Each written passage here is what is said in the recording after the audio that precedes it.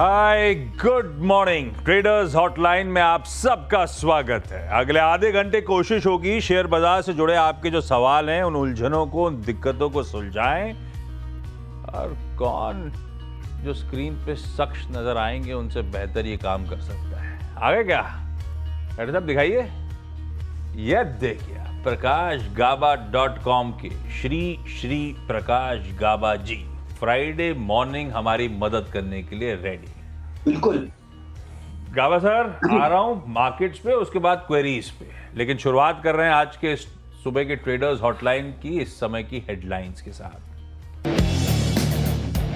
3 दिनों की गिरावट के बाद बाजार में रिकवरी का मूड। हरे निशान में आया बैंक निफ्टी, साथ ही निफ्टी में भी निचले स्तरों से 100 पॉइंट से ज्यादा का सुधार। एक्सिस बैंक, आईसीआईसीआई बैंक और साथ में विप्रो ने दिया सपोर्ट। विप्रो ने Q2 रिजल्ट और बोनस के बाद दिखाया कमाल। 4% से ज्यादा उछाल के साथ बना वायदा का top gainer.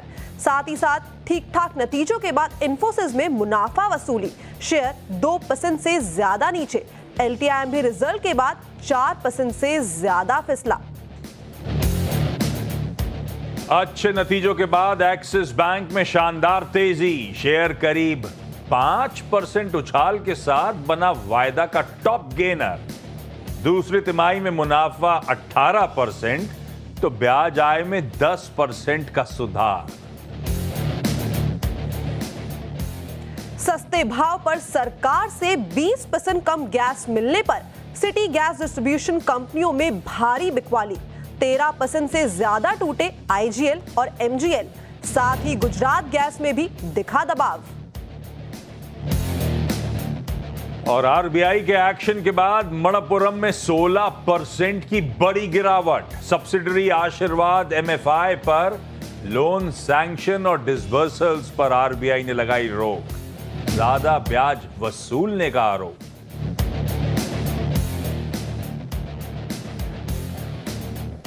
Stock specific action तो तगड़ा है, लेकिन पहले जरा निफ्टी को दिखाइए स्क्रीन पे। शुरुआत दिक्कत भरी हुई थी। इनफैक्ट सुबह से इंडिकेशंस थे कि हम एशिया को अंडर परफॉर्म करेंगे, तो दबाव तगड़ा बना और एक समय 180 190 अंक कमजोर। हमारे इंट्राडे लोज हैं आज 567 के, पर वो शुरुआती ट्रेड की कहानी थी। हाईलाइट अब बन गया है उन इंट्राडे निचले स्तरों से गजब की रिकवरी। 150 पॉइंट की रिकवरी के साथ निफ्टी अब दिन के लोज से ऑलमोस्ट फ्लैट लाइन के इर्द गिर्द कामकाज करता हुआ शायद किसी भी वक्त हम इन ग्रीन ट्रेड करते हुए नजर आए। एक बार निफ्टी की कंट्रीब्यूशन प्लेट रखिएगा स्क्रीन पे, तो कोई बहुत इंटरेस्टिंग है, कोई इंफोसिस, HDFC बैंक दबाव बनाने का काम कर रहे हैं, तो उसके सामने कोई एक्सिस बैंक के बढ़िया नतीजों के बाद ICICI बैंक मदद करते हुए, और in fact x of HDFC bank छोड़ दीजिए, बैंकिंग स्पेस बढ़िया कर रही है। और यही निफ्टी बैंक का यूनिवर्स है जो दरअसल रिकवरी में असल इस समय मदद करता हुआ आपको नजर आएगा।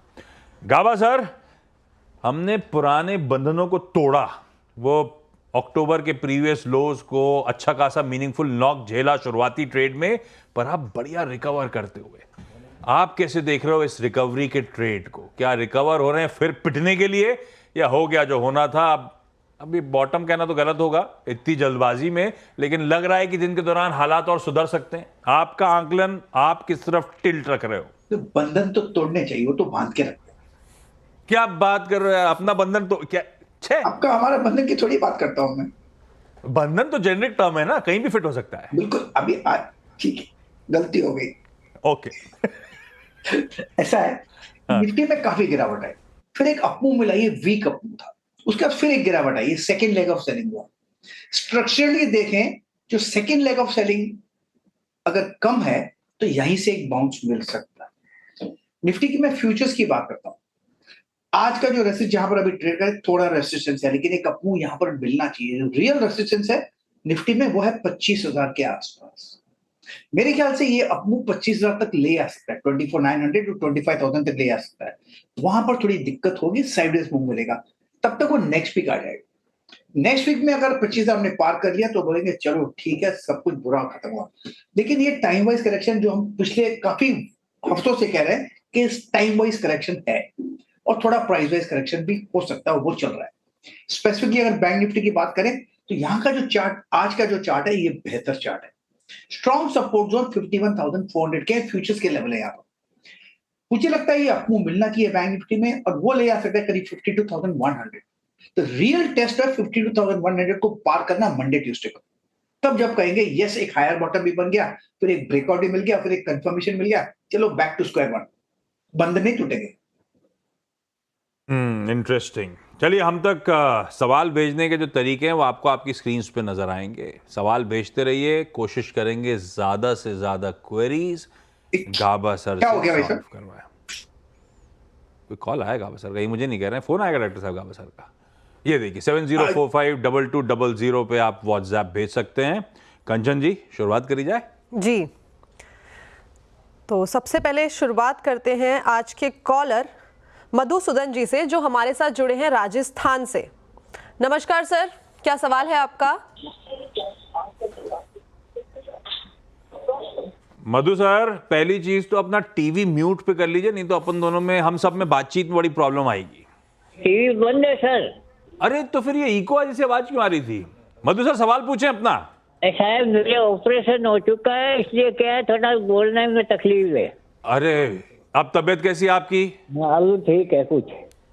अरे वाह, चलिए मधु सर, सवाल कौन सा है? हाँ, सवाल है, मेरे पास सीजी पावर के है 200 शेयर। हाँ, 14.50 में लिए, तो मैंने कोविड में 700 शेयर, तो 500 तो मैंने बेच दिए, 200 रखे हैं। अरे गजब कर रखा है आपने। मधु सर, क्या पूछूं गाबा सर से? पैसे हाँ, की कोई तो- रिक्वायरमेंट है मधु सर, या अभी ऐसी कोई रिक्वायरमेंट नहीं है? तो इसको कोई रिक्वायरमेंट नहीं है। मैं लॉन्ग टर्म में सन 80 से इन्वेस्टर हूँ। गजब है सर, 80 से इन्वेस्टर हो आप। सीजी पावर आपने 14.5 पे लिया, बीच में मुनाफा वसूली पार्शल करी भी, और अभी भी 200 शेयर्स रखे हुए हैं ना? हाँ जी। गाबा सर, क्या करना चाहिए? बहुत बढ़िया एक्विजिशन प्राइस है, पैसे की रिक्वायरमेंट है नहीं। चार्ट्स लॉन्ग टर्म वाले कैसे लगते हैं? बने रहूं क्या स्टॉक के साथ? बिल्कुल बने रहना चाहिए। इनफैक्ट अगर इनको स्टॉप लगाता है तो एक स्टॉप दे देता हूं, ताकि उन्होंने 80 रुपए से लिया है, कम से कम वो तो लॉक इन हो जाए अगर टूटता है, और वो भी डीप स्टॉप होगा, तो घबराना नहीं चाहिए डीप स्टॉप का, क्योंकि सीजी पावर काफी अच्छा फॉर्मूला है, जिसमें जब भी कोई करेक्शन आए वो एब्जॉर्ब हो गए, तो इसमें स्ट्रेंथ है। अब थोड़ा स्ट्रेच है, इसका मतलब ये नहीं कि बेचना है उसको। आप लगाइए स्टॉप 650 का बस, अगर वो टूटता तो घर ले जाइए पैसा। बाकी अब तक होल्ड कीजिए, लॉन्ग टर्म के लिए स्टॉक बढ़िया है, होल्ड करना चाहिए, होल्ड के लायक। जी, तो बढ़िया मुनाफा तो ऑलरेडी यहाँ पे देखने को मिल रहा है, और अभी भी यहाँ पे होल्ड करने की सलाह है सीजी पार के अंदर। अगले जो कॉलर है वो हमारे साथ जुड़े हैं हिमाचल प्रदेश से, निमय। नमस्कार सर, क्या सवाल है आपका? जी, सवाल पूछिए। मेरा कैन बैंक का शेयर है, 600 शेयर है, 118 रुपए की, तो मैं 6 महीना तक रुक सकता हूँ। जी, कैनरा बैंक है, 600 शेयर्स हैं इनके पोर्टफोलियो में, 118 के भाव में, करीब करीब अपने 52 हफ्तों के हाई से 10 रुपए कम में इन्होंने खरीदारी की है। इस टाइम पे 10 रुपए का इस टाइम पे लॉस हो रहा है, लेकिन आज एक अच्छा मोमेंटम दिख रहा है बैंकिंग शेयर के अंदर। गाबा सर, क्या करना चाहिए इस टाइम पे? होल्ड करें? 6 महीने का ये टाइम फ्रेम लेके चल रहे हैं। पहले तो ये हिमाचल से बोल रहे हैं, हम जाते हैं उधर घूमने के लिए और वहां पर घूम रहे हैं, वो मजा है। घूम रहे हैं? घूम नहीं रहे सर, घर है। घर है तो मतलब उधर ही घूम रहे हैं ना, सुबह शाम। आप क्यों हिमाचल जाते हो? आप तो कश्मीर जाते हो स्कीइंग के लिए, हिमाचल कब गए आप? याद दिला दिया, फरवरी में जा रहा हूँ, डेट नहीं बताऊंगा। नहीं, मैं पूछूंगा भी नहीं, वीरू जब होंगे तभी बात करूंगा आपसे, क्योंकि आपने पिछले साल कुछ प्रॉमिस किया था, पर वो अभी बात नहीं छेड़ूंगा, वीरू के साथ छेड़ूंगा। बिल्कुल। हाँ, ऐसा है कि देखिए, इन्होंने लिया है थोड़ा गलत जगह, अब ट्रेड करा 102 पर। मेरे ख्याल से इसका स्ट्रॉन्ग सपोर्ट जो 90 के आसपास है, लेकिन 100 एक साइकोलॉजिकल सपोर्ट है कनाडा बैंक में, वो टूटना नहीं चाहिए। अगर वो टूटता है तो शायद 90 तक आ सकता है, लेकिन ये काफी दौड़ा है फ्रॉम 20 रुपीज टू 120, 6 टाइम्स। ये टाइम है, वक्त है करेक्शन का, टाइम वाइज करेक्शन का, क्योंकि इतना दौड़ा है on a higher time frame. तो मेरे ख्याल से बेसिकली चार्ट स्ट्रक्चर पॉजिटिव, अगर आपका नजरिया लंबा है लॉन्ग टर्म का तो फिर कंटिन्यू होल्डिंग है, नथिंग टू वरी, अदरवाइज देख सकते हैं, लेकिन मेरे ख्याल से होल्ड करना चाहिए लॉन्ग टर्म के लिए। मतलब ये 6 महीने वाला नहीं है, 6 महीने वाले हैं निमाई साहब तो निकल जाएं, लंबी अवधि के लिए रखना चाहते हैं तभी बने, है ना? बिल्कुल एब्सोल्युटली करेक्ट। निमाई सर आपको डिसाइड करना है फिर, अगर टाइम फ्रेम चेंज कर रहे हैं तो स्टॉक में लॉन्ग टर्म के लिए बना जा सकता है। सिर्फ ट्रेडिंग का मन था तो निकलने के ही मौके ढूंढिए। हरियाणा से भूपिंदर सिंह साहब जुड़ते हुए। भूपिंदर सिंह साहब गुड मॉर्निंग। हाँ जी, गुड मॉर्निंग सर। सर सवाल पूछें। हाँ जी सर, मेरा है ओला का ओला। शेयर जी। हाँ जी, हाँ जी सर। तो 102 रुपए की खरीद है सर, तो क्या करना चाहिए सर उसमें? भूपिंदर सर क्यों लिया था? मतलब ये सोच के लिया था कि लंबी अवधि के लिए ओला जैसी कंपनी में निवेश करा जाए, या फिर आईपीओ के समय बहुत तेजी आ रही थी तब घुसे थे कि निकल जाऊंगा ऊपर के भाव पे जल्दी? हाँ जी सर, ऐसी सोच के लिया था। तेजी के टाइम पे पकड़ लिया। गब्बर सर ने बताया था सर, वो जियो का, उसमें भी लॉस ही है मेरे को। पहले ओला पे आता हूं फिर जियो पे आता हूं। ओला पे गाबा सर मोमेंटम प्ले करने का मन था, हाल की लिस्टिंग है, बहुत ज्यादा चार्ज होंगे नहीं लेकिन आपके लिए तो काफी है, मैं जानता हूं। मोमेंटम चेज कर रहे थे, मामला गड़बड़ा गया और गड़बड़ाते ही चले जा रहा है। 15 रुपए मेरी खरीद से नीचे है, क्या करूं? सबसे पहले डिस्क्लोजर के मैंने ओला रेकमेंड नहीं किया। नहीं ये वो अगला सवाल है, वो जियो फाइनेंस पे जाएंगे, वो जियो के किया है 100%, ओला नहीं किया। ओला लिस्टिंग के बाद जो दौड़ा ऊपर, वो लिस्टिंग गेन के लिए बेचने के लिए सही था। अब स्लगिश है, जो अभी जो लिस्टिंग का जो प्राइस है पॉसिबली वो भी अंडर थ्रेट है, वो भी ब्रीच हो सकता है। पॉसिबल है कि थोड़ा वीकनेस है यहाँ पर। जिन्होंने लिस्टिंग के बाद खरीदा है ऊपर हाई जोन पर, वो फंसे हुए हैं, तो लिस्टिंग के वाले तो निकल रहे हैं लगता है, और जिन्होंने लिस्टिंग के बाद खरीदा है वो भी फंसे हुए हैं। थोड़ा डिप है पॉसिबल, और भी लोअर लेवल देखने को मिल सकता है। ट्रेड करा है 86 में, और आज जो लिस्टिंग का जो प्राइस था वो टूटेगा, और मेरे ख्याल से वो था करीब 75 का, तो उसमें और गिरावट आएगी ओला में। तो मेरे ख्याल से ओला का पैसा निकालकर हीरो में या टीवीएस मोटर में लगा देंगे तो अच्छा रहेगा। ओके, तो ओला से निकलने की सलाह और दूसरे बढ़िया काउंटर्स में इस टाइम पे आप निवेश करके चल सकते हैं। अगले कॉलर हमारे साथ जुड़े हैं गुजरात अहमदाबाद से, जिग्नेश जी। नमस्कार सर, क्या सवाल है आपका? नमस्कार नमस्कार। मेरा सवाल है, मेरे पास PFC है 7000 क्वांटिटी 550 पे बाई किया हुआ है। साढ़े सर क्यों लिए थे? लंबी अवधि के लिए लिए थे क्या? नहीं, लंबी अवधि चलिए नहीं लिए थे, वो PSU का रनअप था तो उसमें ले लिया, और अभी तो मेरे भाव से तो शायद 80 रुपया डाउन है। 80-90 रुपए नीचे है। हाँ, 90 रुपया। तो उस टाइम पे मतलब मोमेंटम पे था तो स्टॉप लॉस नहीं लगाते? आप तो अहमदाबाद के मंजे हुए खिलाड़ी हो गए सर। ऐसा नहीं है तुझे। पर मोमेंटम था, मेरे भाव से 580 भी एक बार आया हुआ था, पर टाइम पे मेरा देखने का रह गया और वो भाव वापस नीचे आ गया। बाकी 580 आया हुआ था। नहीं, दोनों PFC REC करेक्ट हो गए थे बीच में। गावा सर मूड ऐसे ही था, कुछ कंसर्न्स एसेट क्वालिटी रिलेटेड, बहुत ओवर एक्सपोजर रिलेटेड बने थे। अब मामला थम गया है क्या? अब कंसोलिडेट हो रहा है क्या? जिग्नेश जी, आप ज्यादा कंसर्न रहे या ना रहे, क्या करना चाहिए? नहीं, रहना नहीं चाहिए एक्चुअली। हाँ, दौड़ा है फ्रॉम 80 to 540, बहुत बड़ा है। उसके बाद करेक्शन आना था, करीब हमने 6 महीने का करेक्शन अपर रीजन पे देख रहे हैं जहां उन्होंने लिया। इसका मतलब ये नहीं कि स्ट्रक्चर बिगड़ा है, ये टाइम वाइज करेक्शन है, प्राइस वाइज करेक्शन नहीं है, माइंड है। तो मेरे ख्याल से इनको होल्ड करके रहना चाहिए। स्ट्रॉन्ग सपोर्ट जोन 400-410 के आसपास है, थोड़ा और डिप भी पॉसिबल है, लेकिन नथिंग टू वरी। इसमें जो फ्रेश अपमूव शुरू होगा फिर एक हायर मूव देखेंगे, थोड़ा वक्त लगेगा लेकिन नुकसान नहीं होना चाहिए। इसमें होल्ड करना चाहिए पावर फाइनेंस को। जी, तो ये थी राय पावर फाइनेंस पे। अभी कल ये खबरों में भी बना हुआ था, PFC इंफ्रा को IFSC से एक अप्रूवल मिल गया है गुजरात गिफ्ट सिटी से ऑपरेट करने का। चलिए अगले कॉलर के पास चलते हैं, ये है लुधियाना से सतीश बसी जी। नमस्कार सर, क्या है आपके पोर्टफोलियो में इस टाइम? मैडम मेरे पास मोबाइल के शेयर हैं 200 शेयर 440 के प्राइस पे। कितने के प्राइस में बताया सर आपने? 440 मैम, 440 के प्राइस में है मॉइल के शेयर, और 200 शेयर है इस टाइम पे। और जो करंट मार्केट प्राइस चल रहा है यहाँ से करीबन 80 रुपए नीचे है आपके खरीदारी के प्राइस। हाँ जी, हाँ, बिल्कुल जी। जी गाबा सर, क्या करना चाहिए, कैसा लग रहा है चार्ट? बसी सर पहले ये बताइए कि आप टाइम फ्रेम क्या लेके चल रहे हैं? 6 मंथ का ही। 6 महीने का। हाँ जी। गाबा सर 6 महीने में वापस से वो लेवल्स खरीदारी क्या उससे ऊपर देखने को मिल सकते हैं? 6 महीने से ज्यादा वक्त लग सकता है, क्योंकि स्ट्रक्चरली एक ब्लोआउट टॉप हो गया अपर रीजन करीब 600 के आसपास, और स्ट्रॉन्ग सपोर्ट था 400। वहां पर शायद एक रुकने की जगह थी अगर रुकना था तो, लेकिन वो भी ब्रीच हुआ। अब थोड़ा डिप पॉसिबल है, अब ट्रेड कर रहा है 365। मुझे लगता है और भी लोअर लेवल आ सकते हैं, तो इनका 6 महीने में तो मुझे नहीं लगता आपको मिलेगा, लेकिन ज्यादा वक्त लगेगा मॉइल में। करते क्या है मुझे पता नहीं, लेकिन 150 to 600 4 टाइम्स चला गया, तो मेरे ख्याल से बहुत ही स्ट्रॉन्ग सपोर्ट 300 के आसपास है, 50% रेजिस्टेंस में। वहां पर से एक बाउंस मिल सकता है।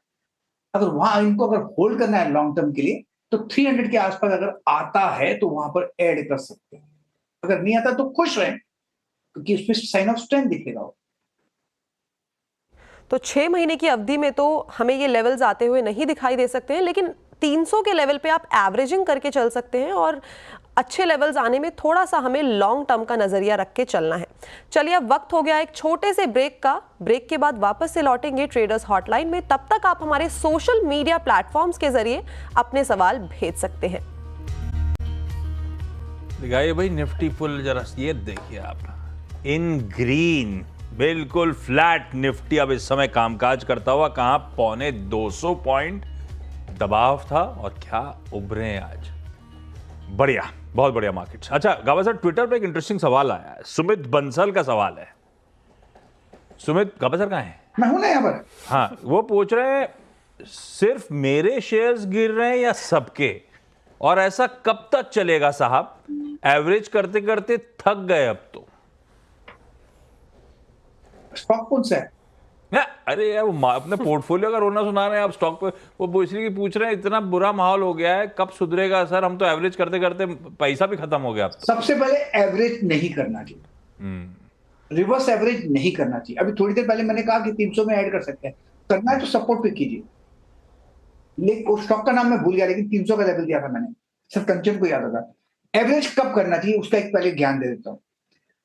राइट है तो उसको ऐड कर सकते हैं, उसकी थोड़ा फ्रंट हैवी हो जाता है, लेकिन आप एवरेज सही कर रहे हैं। अगर आप रॉन्ग है तो एवरेज करने से क्या होता है, आपकी कॉस्ट कम होती है लेकिन आप सही नहीं होते। तो आप एवरेज कर करके थक गए। अभी टाइम पे ऐसा आएगा कि पैसा भी खत्म हुआ। मैंने भी ऐसे ही किया था, जब मैंने शुरू किया था तब मैंने लॉस किया था।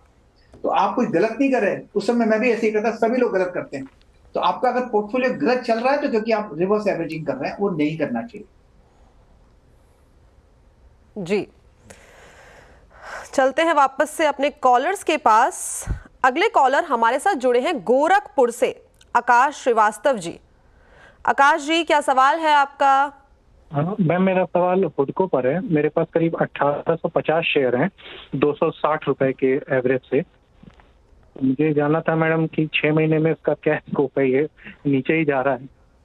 जी, तो 260 रुपए की खरीदारी है हुडको के अंदर और 1800 शेयर्स हैं करीबन इनके पोर्टफोलियो में। अगर साल के पहले 3 महीने में देखें तो अच्छा खासा रनअप देखने को मिला था, लेकिन जुलाई से वापस से इसमें एक डाउन ट्रेंड चालू हो गया है। गाबा सर, क्या लग रहा है, ये डाउन ट्रेंड जारी रहेगा या वापस से एक रिवाइवल आता हुआ दिखाई देगा? लगता है इन्होंने भी एवरेज किया, क्योंकि उन्होंने एवरेज प्राइस किया है और एवरेज कर करके शायद ये भी थक गए। इसमें डाउन ट्रेंड है, एक ब्लोआउट टॉप बना था करीब 350 के आसपास। अब थोड़ी क्या उसके बाद सेलिंग आ रही है। लोअर लेवल पे जो सपोर्ट है वो करीब 190 के आसपास है, शायद वहां पर समझ जाए, शायद। लेकिन अब तक तो ट्रेंड डाउन, तो अब इंतजार करना पड़ेगा। अब एवरेज मत कीजिएगा, होल्ड कीजिएगा। जो है आपके पास, फिर एक बाउंस मिलेगा, जो बाउंस मिलेगा करीब 300 की तरफ ले जाएगा। और जब भी बाउंस मिलेगा वहां पर रेसिस्टेंस आएगा तो वहां पर फ्रेश लुक लीजिएगा। तो एवरेजिंग की इस टाइम पे सलाह नहीं है, वापस से हुडको के अंदर एक रिवाइवल आता हुआ दिखाई दे सकता है। इस टाइम पे होल्ड करके चलिए। आगे बढ़ते हैं, हमारे साथ जुड़े हैं गोविंद उपाध्याय जी चेन्नई से। गोविंद जी, बारिश का क्या हाल है चेन्नई में इस टाइम? जी नमस्कार। इस समय बारिश का सही है, 2 दिन से सही है जी। अब आपका सवाल क्या है सर? NHPC शेयर खरीदा था मैं 95 के अराउंड 100 शेयर, और वो लेने के बाद 10 रुपए लगभग गिर गया है। तो मुझे क्या करना चाहिए? मैं लॉन्ग टर्म इसको होल्ड कर सकता हूँ? जी गाबा सर, 95 की खरीद है, 100 शेयर्स हैं इनके पोर्टफोलियो में। इस टाइम पे करीब यहाँ पे बाइंग प्राइस से 13 रुपए की गिरावट देखने को मिल रही है। पिछले एक हफ्ते में भी लगातार डाउन ट्रेंड जारी है, लगभग 9% शेयर ऑलरेडी गिर चुका है। लेकिन अच्छी बात यह है कि लॉन्ग टर्म इन्वेस्टर हैं, होल्ड करके चल सकते हैं, अच्छे लेवल्स देखने को मिलेंगे।